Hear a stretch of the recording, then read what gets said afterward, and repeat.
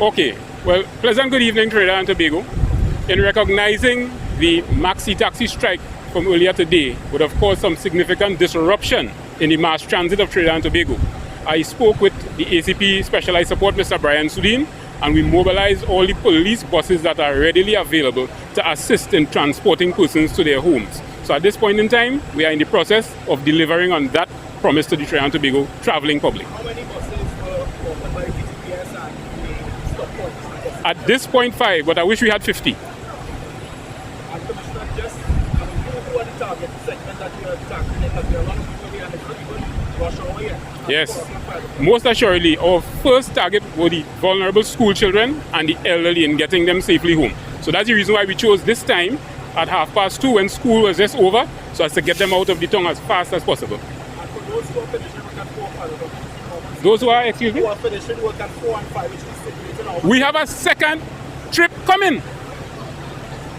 And Commissioner, consistent of this action today, will this action be taken tomorrow?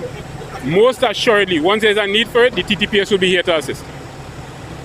How many of these trips you'll have planned? Because you said second trip coming. Yeah, the second trip is coming, so they will be going to Arima, drop off, pick up, come back down, and do another trip. Is this the two so far planned? So far planned. We will monitor it as it go along, and we will put whatever is in place to treat with it as it comes along. This is a very unique situation. And at this time, see what is going on and what any message of sentiments because you see the challenges that people are facing. I'm hardly hearing you, sir. What sentiments or message you have today, see the situation that citizens are facing here today in regards of the strike? The most important message I would like the Republic of Trinidad and Tobago to hear from the TTPS is that we stand ready to assist in any way possible. And by this gesture here today, I'd just like to show that we are not just about enforcement of the law, but also assisting the public in any way that is possible. The question will be asked, Commissioner, regarding these vehicles coming here in regards of something is to occur. Is the TTPS prepared? If something is to, If there's an untoward incident and these buses are used in mass transit, is there sufficient support to assist in the case of an emergency? there is sufficient support. So before embarking on this, we did what we call a risk assessment. And that risk assessment told us that in leaving these people here tonight, being vulnerable and stranded far outweighs what we are doing in terms of positivity. So we are taking them out of harm's way and to their homes rather than leaving them here to be stranded tonight. And then you, the media, will be here tonight reporting on, look, 500 people stranded. We are taking them out. The ends justifies the means. And we are free of charge, you said earlier? And it's free of charge. You can also ride the bus in the way you live. I got. You sure? I'm covered. You're covered? I'm covered. All right. You would like to get a ride on the bus too? I drove. Okay. Mr. Sudin, you have any words you want to add to? Good afternoon. Good afternoon. Thank you for the opportunity. First, I would like to commend the Commissioner for taking this initiative. We pull the buses together to assist in any way we can in the mass transit of the persons who may be stranded here this afternoon. Our drivers are properly briefed on all safety protocols to ensure that the traveling public reaches their destination safely. So thank you very much. And as the need arises, we will feel the need. We will continue this initiative as we go along. Was this plan, hatched before you all decided today to embark on this operation? Commissioner, yes, the Commissioner called me early this morning in anticipation of what could be happening here this afternoon with persons left stranded.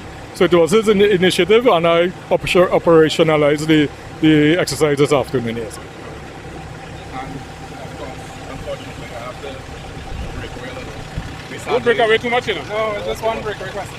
We sadly had 6 homicides in the Southern Division overnight. And it's raising concerns because it's drawing closer to the murder rate from last year. So just trying to get comments from you. Since you're here, we have you. Your thoughts on that and the comparator is reaching closer to the comparator. All right. So first of all, I'd like to express condolences to the families of the victims of those unfortunate homicides. The TTPS continues to respond to each homicide with its individual risk and threat assessments that we do.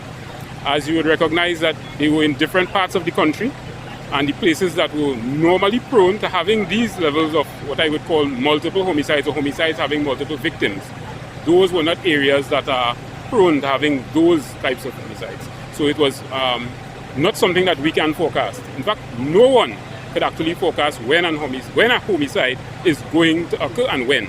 Otherwise, we would have nil, right? So I just would like to again reinforce members of the public, when or if you should have information that could assist the police in either preventing these homicides and or solving them thereafter, please free to call us, 999-555 Crime Stoppers or any of the closest police stations. And concerns of the homicide toll raising is, well, going through minimal spikes, unfortunately, to bring it closer to All right, so what you would recognize that in 2024, we had a large anomaly of 629 homicides. And last year, we were able to bring that down to what I would call 42% less than what existed from the first year. Our goal for this year is still to have a less homicide figure than last year. And as you rightfully said, there were spikes, which we would call anomalies. And these are ones that we can prevent. However, we recognize that what is causing the spikes are these multiple homicides with multiple victims. And thus, we'll continue to examine the circumstances that surround them and urge persons again, based on the initial information coming to hand, when you hear or recognize that your relatives are involved in certain criminal activity, please report them to the police. It's better they get arrested and incarcerated than you have to bury them. Thank you. Any idea of how many firearms this police service? No, I'm just asking because, well, I'm done. Alright. No, I'm just asking because it's last night, one of those incidences was unfortunately one gun.